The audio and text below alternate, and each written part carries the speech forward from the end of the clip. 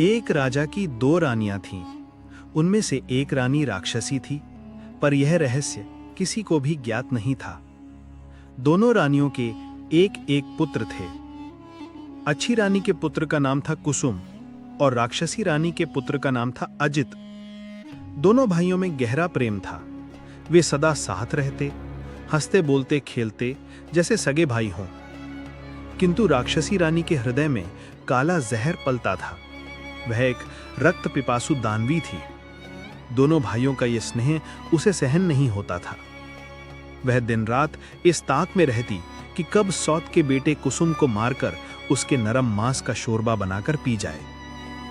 उसकी इस खौफनाक मंशा को उसका पुत्र अजित भांप चुका था, इसलिए वह कुसुम से कभी अलग नहीं होता था।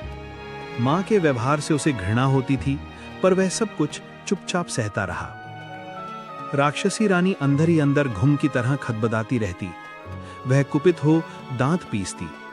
जब उसे कोई अवसर नहीं मिला तो उसने सौत यानी अच्छी रानी को अपनी दृष्टि शक्ति से धीरे धीरे दुर्बल करना शुरू कर दिया।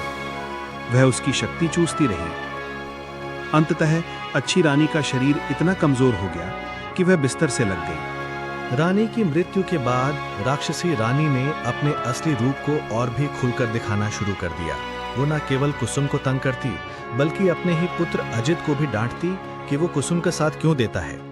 एक दिन अजित ने कुसुम से कहा, भैया अब बहुत हो गया, हमें अब वहां नहीं जाना चाहिए। दोनों भाइयों ने राक्षसी मां से मिलना छोड़ दिया, पर राक्षसी के अत्याचार फिर भी नहीं रुके। अजित भीतर ही भीतर सब सहता रहा, लेकिन कुसुम, जो अधिक भावुक और कोमल था, धीरे धीरे भीतर से सूखने लगा।